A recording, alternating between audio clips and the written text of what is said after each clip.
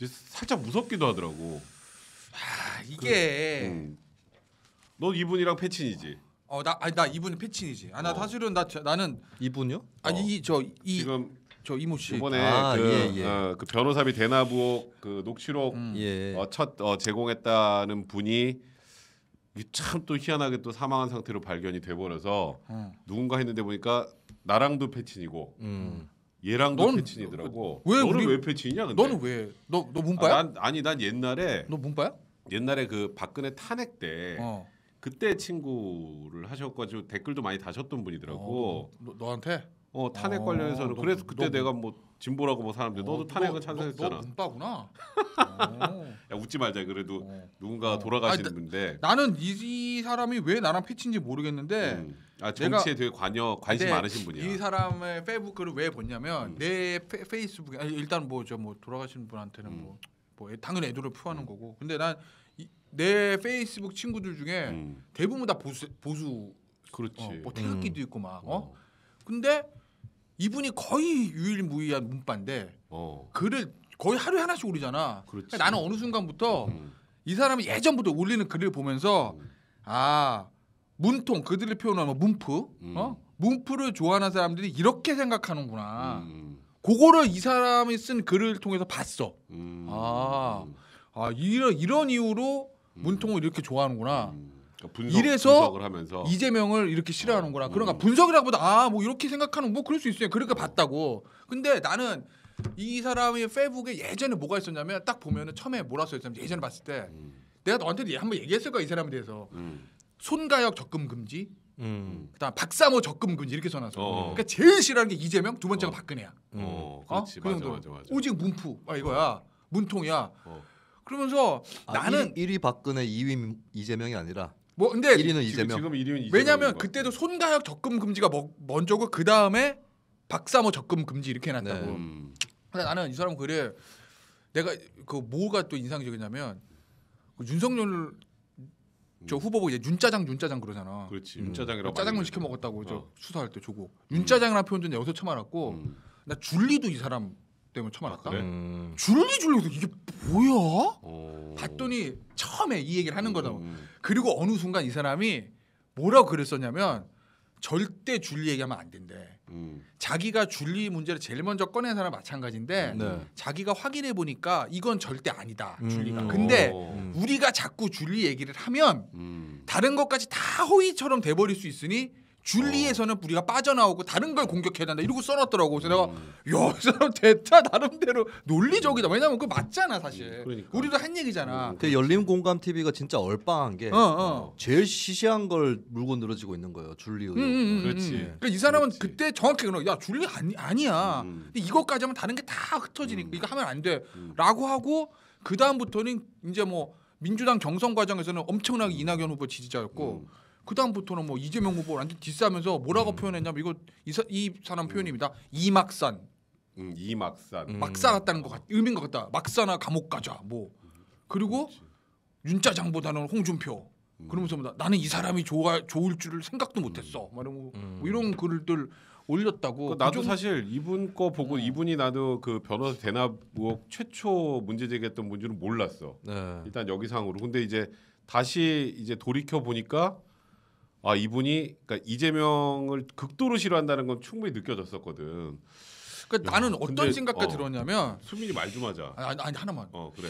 이럴 거야. 그러니까 어쨌든 같은 민주당원인데 이렇게까지 싫을까? 그러니까 예를 들면은 윤석열을 그렇게 싫어한다면 난 이해는 갈 것 같아. 민주당원 입장에서 윤석열 너무 싫을 수도 있거든. 근데 아니 같은 민주당원인데 뭐 이렇게까지 이재명이 싫을까라고 할 정도로 그렇다고 해서 뭐 이재명한테 쌍욕을 하는 것도 아니야. 나름의 의혹 제기, 나름의 팩트. 그게 다 맞는지 내가 모르겠지만 그렇지. 나름의 그건 있어. 그래서 내가 이렇게 주의 깊게 봤었지 그동안. 그러니까 이걸 보고 나도 사실 민주당 내에서 이재명 후보와 반 이재명 후보 쪽으로 뭐 게시판이 그렇게 많이 싸운다고 그걸 좀 단적으로 느꼈던 것 같아. 근데 벌써 세 번째야. 이재명 후보 의혹과 관련된 사람의 사망이 벌써 세 번째. 근데 일단 이걸 딱 보고 어땠었어? 느낌이? 3이라는 숫자가 사람의 직관에 딱 남기는 게 있어요. 어제 정치권에서 나온 논평을 보면 정치인들의 논평이 아닙니다. 그 민주당이 아닌 진영을 보면 뭐 정의당의 장혜영 의원 같은 경우는 오싹하다라는 표현을 쓰거든요. 이건 마치 길 가다가 어디 조선일보 전광판 같은 데 뜬 속보를 보고 느끼는 그냥 시민의 감정인 건데 이 3이라는 숫자가 대단한 것이 예를 들면 과거에 지하철에 사람이 전동차에 발이 낀 적이 있어요. 그러면 그 사람을 구해야 되잖아요. 그렇지. 근데 놀라운 일이 펼쳐졌는데 지하철 승객들하고 거기 플랫폼에 서 있던 사람들이 전동차를 밀기 시작했고 그 사람을 꺼냈거든요. 그게 다 같이 그렇게 밀지 않으면 절대 못 꺼냅니다. 근데 중요한 건 뭐냐면 처음에 3명 정도가 붙었을 때 한 명 딱 붙고 그다음 2명 붙고 세 번째 딱 3명이 붙는 순간부터 다 달려들었다는 거예요. 예. 굉장히 의미심장한데. 예, 그래서 여러분들도 혹시 친구들하고 이렇게 모아서 3인조 짤 수 있으면 길거리에서 실험을 한번 해보세요. 한 명이서 그냥 이렇게 하늘을 보고 있으면 그냥 한 명에 끝날 수도 있어요. 한 명으로. 근데 3명이 하늘을 같이 쳐다보고 있으면 다 같이 본다. 다 따라서 쳐다보게 돼 있어요. 이거 되게 재밌네. 네. 그래서 이 3이 되는 순간 굉장한 이 어떤 마음속에 폭발력이 일어나고 사실 북한에 대해서도 북한이 3대 세습을 하면서 네 그리고 이제 진짜 세습 국가구나. 심지어 이제 한국의 재벌도 3대 세습을 하면서 뭔가 이제 분위기가 좀 싸해진다거나 이런 게 또 있는 거거든요. 이 3이라는 숫자가 사람한테 불러일으키는 예, 그 효과가 있는 거죠. 그래서 사실 뭐 이건 인과관계를 당연히 진상규명 차원에서 따져봐야 되겠지만 이재명 후보가 이걸 알고 있어야 된다. 사람의 마음이 어느 방향으로 움직이는지에 대해서. 그렇지. 그러면 맞아요. 이제 책임 있는 태도로 임해야 되는 거죠. 그러니까 내가 사실 지금 말했던 것처럼 벌써 3번째. 그러니까 이게 좀 이상하고 오싹하고 이렇게 얘기하신 분 많은데 근데 내가 이제 오늘 이분 페북에서 글을 좀 많이 갖고 왔어요. 이분 성함은 보니까 언론에서도 이제 이름을 공개한 데도 좀 있더라고. 네. 고 이병철 씨인데요. 근데 변호사는 아닌데 변호사 아니에요. 그냥 약간 법대 나오셨어. 법대 나오고 약간 법 유사 일을 했어. 직업을 직업을 써놓은 거 보면 예전부터 나는 그래서 뭐 하는 사람인가 궁금하잖아. 사업하시는 분이야. 사업하시는 분. 근데 그 사업의 업종이 약간 법이랑 좀 관계 있어. 그렇지. 나도 그렇게 알고 그래서 왜냐면 내가 궁금하니까 봤거든. 프로필에. 근데 어. 이제 처음에 이제 변호사라고 해서 오늘 보니까 조선일보 약간 그 칼럼 같은 데도 조금 잘못 쓴 것도 있더라고 아침에 보니까. 그러니까. 그건 아니고. 그러니까 일단 그래서 왜 이분의 죽음이 사람들을 더 오싹하게 했었냐면 처음에 이분이 그 전에 올렸던 이제 페이스북이나 트위터 글들이 이제 하나둘씩 공개되면서인데 일단 순서대로 한번 쭉 볼게요. 첫 번째 거 볼까요? 자, 이 첫 번째 거. 저 이생은 비록 망했지만 전 딸아들 결혼하는 거 볼 때까지 절대로 자살할 생각이 없습니다. 저 12월 10일이 언제냐면 유한기 전 본부장이 극단적 선택을 한 날이야.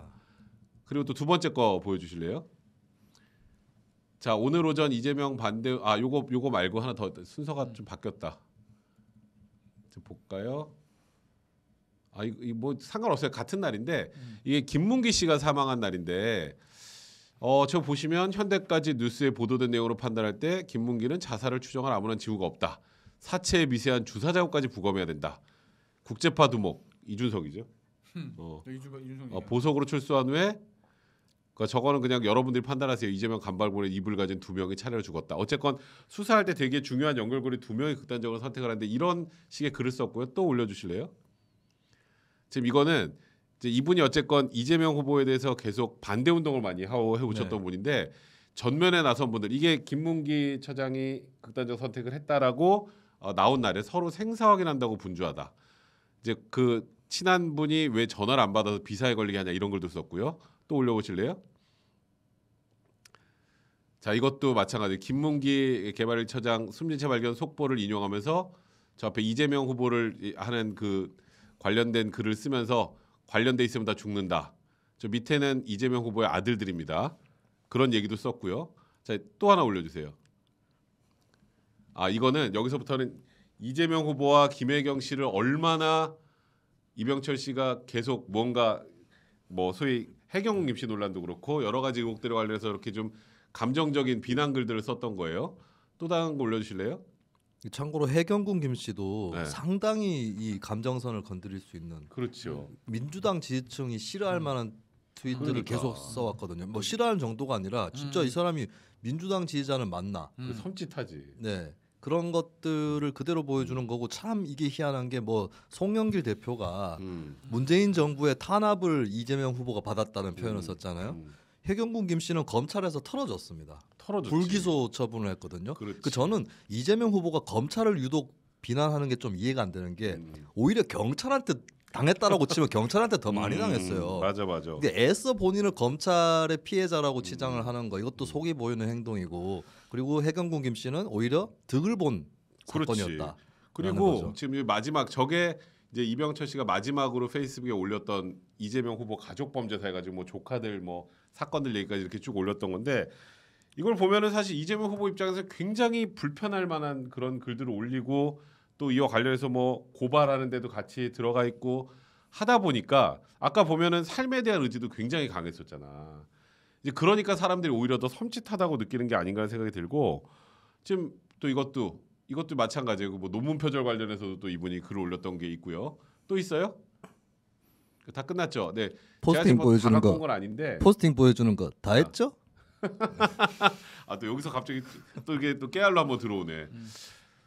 그래서 이분의 죽음이 있고 나서 저런 우리 글들이 일부는 좀 언론을 통해 소개되면서 더 이상하다는 생각을 많이 하셨던 것 같은데, 근데 이분이 지금 여기서 원래 끝이 아니었대요.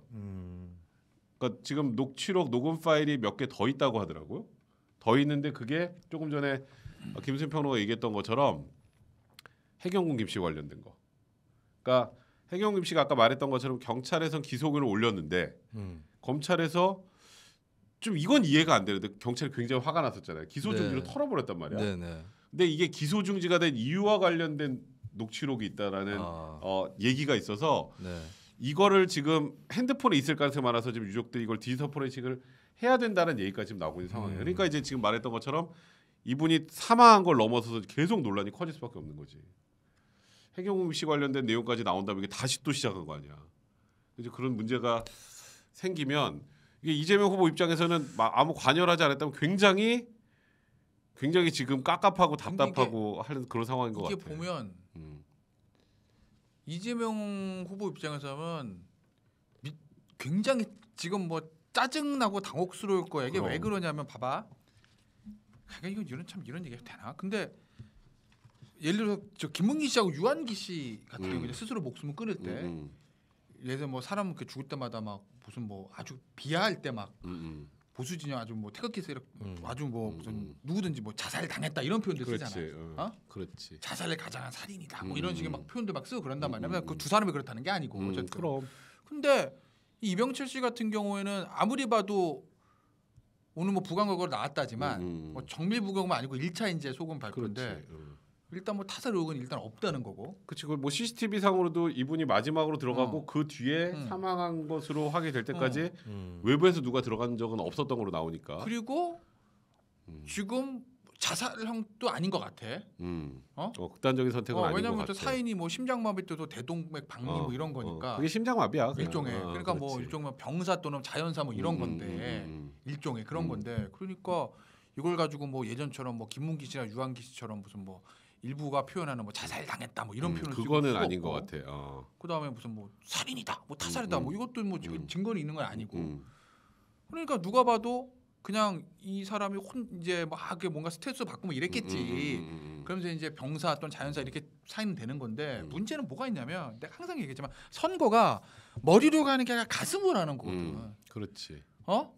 그러니 왜 자꾸 이재명 후보의 의혹을 제기하거나 뭐 키를 죽이는 사람들이 이게 뭐 어떤 형태로든지 자꾸 이제 사망하게 되지? 그렇지. 그러니까 뭔가 좀 뭔가 찜찜한데 뭔가 껄쩍지근한데 이게 이제 자꾸 감정이 생긴단 말이야.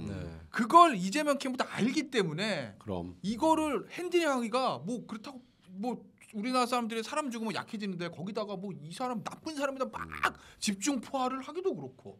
약간 그렇다고 처음에 나왔던 논평 때문에도 욕 먹었잖아. 그러니까 그거는 계속 녹취록을 조작한 사람이다라는 얘기를 사망하고 한 뭐 이거 나쁜 사람입니다 이러기도 그렇고 그렇다고 무슨 애도를 막 표하기도 그렇고 그렇다고 묻지도 않았는데 저희는 뭐 죽이지 않았어 이런 것도 웃기고 그러니까 됐다 지금 애매한 상황일 거다라는 근데 거지. 또 일각에선 이렇게 얘기를 하더라고. 내가 이걸 질문할게. 이게 뭐 우리가 지금 뭐 이분이 무슨 뭐 살해당했다 이런 얘기를 하는 게 아니니까 네네네. 지금 나와 있는 것 상으로는 사실 타살 증거는 전혀 없는 상황인데 네. 항상 이재명 후보와 누군가 뭔가 이렇게 법적 이슈가 되면 네. 이재명 후보가 수사기관을 많이 이용해. 그 이유는 다 고발해. 그러니까 사실 이것도 이쪽에서 고발했을 때 아니다 이거 조작된 거다고 역으로 오히려 고발했잖아. 네네. 그리고 또 민주당 쪽에서도 뭐 검찰에 구속시켜야 된다 이 고 이병철 씨 네. 이런 탄원서도 계속 넣고 이런 법률적으로 압박하는 방식이 오히려 이렇게 뭔가를 이재명 후보에 대한 반대된 얘기하는 사람들이 힘들게 만든 상황이 아닌가. 이게 대응 방식의 문제가 아닌가 생각 들더라고. 예, 저는 그리고 대응 얘기가 나와서 하는 얘기인데 이제 세 분이 돌아가셨는데 뭐 현재로서는 저는 세 분 다 타살이 아닐 가능성이 가장 높다고 그렇지. 봐요. 근데 조사를 해봐야 될 것은 심리적 억압 심리적 여부입니다. 억압. 맞아, 예, 이거야. 사실 이병철님도 혼자서 장기 투숙을 그 모텔에서 하셨단 말이죠. 그러니까. 그리고 건강이 좀 어쨌든 나빴다라고 알고 있는데 또 유족들은 아니었다고는 하는데 네. 하여튼 그렇지. 그러니까 이 경우는 극단적 선택이 아니라 할지라도 심리적 억압을 받으면 건강에 또 훼손이 올 수 그렇지. 있는 게 스트레스를 분명히 받으면, 있고 그리고 사인을 떠나서 실제로 협박을 받았는지 이런 것들을 앞에 돌아가신 두 분 포함해서 이런 거야말로 그 공수처에서 요새 통신조회로 말이 많은데 그렇지. 철저하게 훑어야 된다.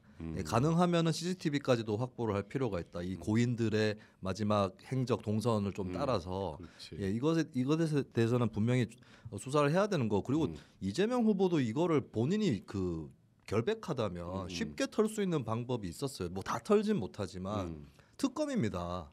그렇지. 예, 특검 받았으면 되는 거예요. 그리고 뭐 윤석열 후보의 그 부산저축은행 부실 수사 문제 같이 거론했는데 그러면 같이 하면 되는 거잖아요. 윤 후보도 예. 같이 해야 된다고 했으니까 또. 예, 사실은 저는 이제 뭐 쌍특검 뭐 이렇게 하는 것이 둘 다 안 된 게 거대 양당에 둘 다 책임이 있다고 보지만 근데 어쨌든 간에 민주당 의석이 많아요. 그렇지. 예, 그러면 뭐 상설 특검이다, 별도 특검이다 이런 걸 굳이 내세울 필요가 있습니까? 근데 그걸 계속 안 했다라는 거고 그리고 정말 안 좋은 거는 후보는 하겠다라고 해놓고 당에서 그렇지. 예, 후보는 어차피 의원도 아니고 그러니까 이거 양동작전 아닙니까? 근데 그러니까. 그것만 특검만 제대로 했었어도 사실 특검이 검찰 수사보다 더 잘한다는 보장은 없습니다. 근데 대중의 의구심을 싣는 데는 도움이 된단 말이죠. 그렇지. 예, 근데 그런 방법을 쓰지 않은 채로 여기까지 왔다라고 하는 거 나쁜 것이고 그리고 이재명 후보가 처음에 이제 대응 방식이 나쁜 거는 국민의힘 게이트고 나는 잘했고 이걸 썼거든요. 그런데 나중에 사과를 했어요. 대장동 의혹에 대해서 그렇지. 처음부터 너무 남 탓을 했다고. 근데 사실 사과 내용도 별게 없었고 근데 앞에서 너무 뻔뻔하게 해놓으니까 사과 효과가 나는 거예요. 그래서 저 일부러 그러면 본인 스스로도 뻔뻔해서 남들이 안 좋게 생각할 걸 알면서 국감 때라든지 그때 뻔뻔하게 일단 이게 밑밥을 깔아놓고 그다음에 사과 효과를 노린 건가 인생은 저렇게 살아야 되는 건가 이런 생각도 제가 했는데 밤길 조심해. 네, 근데 결국에는 그렇게 마치 드라마틱하게 연출을 하더라도 이렇게 결정적인 사건들이 터지면 도루묵이라는 거 그러면 사실 정치인은 처음부터 자기 책임을 인정하고 그리고 설령 본인의 고의가 아니라 할지라도 인정하고 어떻게든 수습해 보려고 하는 그 진정성 있는 자세로 출발해야 된다는 교훈을 다시 한번 느끼게 되는 거죠. 좋은 얘기네. 근데 어쨌든 이재명 후보 입장에서는 너무나 좀 답답하긴 할 거야. 이제 왜 그러냐면 이게 대장동이나 그 의혹들이 사실 지금 이슈에 좀 사라져가는 갈 때쯤 되면 또 나오잖아. 왜냐면 사실 얼마 전에 그 김만배 씨가 뭐 증판에서 어쨌든 이재명 시장 지침에 따라서 얘기한 거다라고 그게 이제 언론에 도배가 됐을 때도 그게 사실은 2달 전에 그런 얘기가 나왔으면 뭐 몇날 며칠 갈 이슈인데 그렇지. 지금 대선판에서 워낙 다른 이슈들이 있다 보니까 그리고 대장도 오래돼서 좀 오래되면 지겹단 말이야. 그렇지. 이제 뭐가 그래서 나오지도 약간 않고 뉴스 가치가 좀 줄어드는 상황인데 이재명 후보가 치고 올라갈 때마다 약간 이런 사망 사건이 생기면서 그게 환기가 된단 말이지. 그렇지. 그러니까 유한기 씨가 언제야? 저 유한기 씨 있고 그럴 때도 막 국힘 그때 뭐 12월 10일 그다음에 22일 이런 식이야. 그다음에 그게 이제 울산합의 이후에 무슨 국힘에서 뭐 좀 하려고 그러다가 또 망가져지고 준스톤 2차 가출하고 그래서 국힘 상황 안 좋으니까 상대적으로 이재명이 거기서 팍 치고 올라가야 되는 상황인데 이런 거 터져가지고 또 발목 잡히거든. 그렇지. 사람 생각나잖아. 오 대장동 있었지 막 그러고. 그렇지. 그런단 말이지. 그리고 지금도 사실은 어떻게 보면 변호사비 대납 문제도 그렇고 이병철 씨 이 문제도 어쨌든 지금 보면은 지난주까지 윤석열이 워낙 안 좋았잖아. 그러다 저 준수톤이랑 어쨌든 껴안은 다음에 주말 기점으로 해가지고 지금 다시 바닥 찍고 올라가는 타이밍이라고. 그러면 여기서 이재명 같은 경우에는 추격을 허용하면 안 되니까 달아나야 되는 시점인데 그치. 이런 게 또 터져버리면 그냥 감정도 이상한데? 느낌 안 좋아. 뭐 이 근거는 없어. 근데 내가 왜 이런 얘기하면 투표는 이게 아니라 가슴으로 하는 거니까. 그래서 여기서 잠깐 발목이 잡힌단 말이야 항상. 다들 이상하다 그러더라고 이번 거는. 그러니 특히나 더. 이재명 후보 입장에서는 짜증은 나지. 왜냐면 이게 자꾸 발목이 잡히니까 이런 거. 그러니까.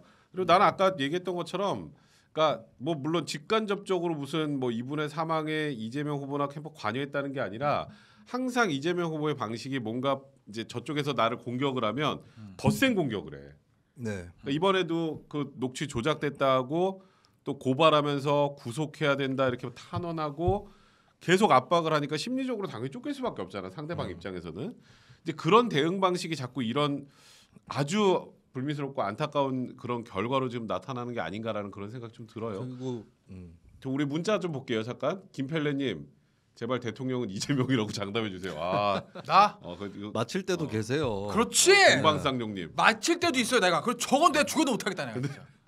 근데 못 맞추는 게 딱 그 되게 센 게 나오면 그것만 각인이 돼가지고. 그다음에 우리 오늘 팬dem님 이따가 이거 저희가 얘기 좀 해볼게요. 테디 파타야에서 봐요. 관광하면서 봅시다. 나는 그냥 코로나 풀리면. 여러분들이 주신 저 슈퍼챗 모아가지고 얘랑 퍼스트 타고 갈 거야 난. 야, 그걸로 한참 멀었어. 끌려가잖아요. 피터슨 제이님 쌍스톤이랑 2035+6070 연합으로 정권 교체 가자라고 하셨습니다. 북닥스가 뭐냐? 나도 잘 모르겠어. 북닥스가 뭐야? 저거는 피터슨 제이님이 좀 알려주셔야 될 것 같은데. 2030이 북, 6070이 딱인 것 같은데. 우리 왕팬님이 뭐라고 쓰셨는지 안 보이네. 지금 저게 안 보여요. 저 밑에까지. 없어요? 네, 왕팬님 고맙습니다. 하여튼 제가 이재명이란 정치인에 대해서 좀 얘기를 드리자면 뭐 제 개인적인 느낌, 예전에 가졌던 느낌까지 포함한 건데 사실 워낙에 스캔들이 많았잖아요. 그런데 너무 많았지. 예, 근데 이제 어쨌든 법정에서 다 무죄로 털었어요. 다 털었지 지금까지. 네, 사실 이재명 후보는 전당대회를 민주당 경선을 이낙연 후보랑 치른 게 아니고 법정에서 전당대회를 치른 겁니다. 뭐 문재인 정부의 탄압을 받은 게 아니라 오히려 거기서 확 살아났어요. 그렇지. 법정에서 다 털면서. 그러니까. 예, 사실 이제 이재명이나 윤석열이나 양쪽에 약간 공통점이 있습니다. 왜 두 사람이 대선 후보로 떴느냐? 온갖 실험대를 다 통과한 이미지를 준 거예요. 그런 의미에서는 두 사람이 굉장히 비슷한 측면이 있다고 보거든요. 이게 둘 다 그리고 문재인 정권하고 뭔가 있었다는 느낌을 주죠. 근데 이게 이재명 후보가 예상치 못했는지는 모르겠는데 이재명 후보가 예전에 그럭저럭 넘어갔던 비결은 경기도지사라는 자리가 한국의 정치에서는 변방입니다. 그리고 어쨌든 저는 이재명 후보가 민주당 비주류라는 것도 이미지 메이킹이라고 보는데 짜고 치는 고스톱에 가까운. 예, 오히려 이낙연 후보 쪽이 더 비주류에 가깝고. 왜? 이걸 잘 모르시는데 자 소위 대깨문이라고 하는 집단이 있지 않습니까? 거기서 이재명을 진작부터 응원했던 사람과 이낙연을 응원했던 사람, 그러니까 주요 논객이나 스피커를 비교해 보세요. 네, 이낙연 쪽은 상대가 안 됩니다. 그 외부 논객으로 생각을 해보면, 네, 그 스피커 사실 민주당은 스피커 비중이 굉장히 큰 정당인데 예를 들면 김어준 씨를 생각해 보세요. 근데 김어준 씨가 이재명을 띄운 사람이에요. 그렇지. 예, 지난번 대선 때부터 그러니까 저는 김어준 씨가 무슨 생각했는지 알 것 같은데 어차피 19대 대통령은 문재인이고 그러면 다음 단계까지 내가 내다보겠다. 예, 문재인 다음 이재명이다. 예, 이런 조합들을 특히 이해찬 이런 민주당 본류에 해당하는 사람들은 여기 맞춰놓습니다. 흐름을. 예, 그러면 의도적으로 정권의 비주류가 정권을 재창출하는 패턴이 정권 교체 같은 느낌도 좀 있을 거고. 예, 노태우에서 김영삼으로, 김대중에서 노무현으로, 이명박에서 박근혜로 이런 흐름들을 보면 공식이 나와 있는 거거든요. 그러면 일부러 차기 주자를 비주류 이미지를 줘버립니다. 특히나 이재명 후보는 경기도지사라서 우리나라는 서울시장에서 벗어나면 변방이거든요. 예, 그 이재명 후보 국회의원 안 했죠. 당 지도부 한 적이 없어요. 그러다 보니까 대중들이 이재명 후보를 좀 이렇게 봐준 겁니다.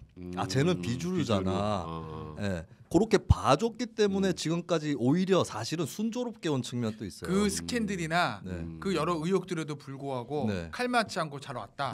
만약에 그 사람이 당 대표를 계속했던 사람이면 아닐 수도 있다. 이 얘기인 그렇죠. 근데 이제는 아니거든요. 이재명 보고 어떻게 이제 비주류라고 할 수 있겠습니까? 그렇지, 지금 뭐. 예, 그리고 만약에 이재명 후보가 대통령이 된다, 이거는 굉장히 위험한 덫에 걸릴 수 있습니다.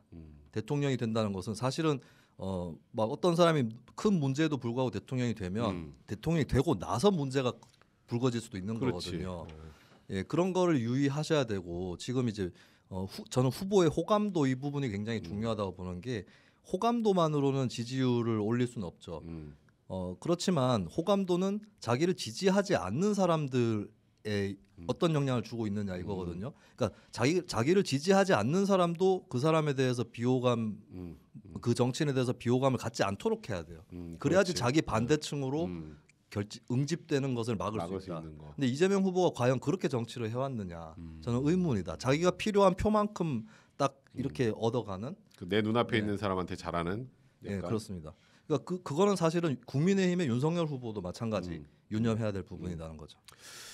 야, 참 이병철님 사망으로 또 우리가 이런 얘기까지 좀 하게 됐는데 하여튼 요 관련 이슈는 여기까지 정리를 좀 하고요.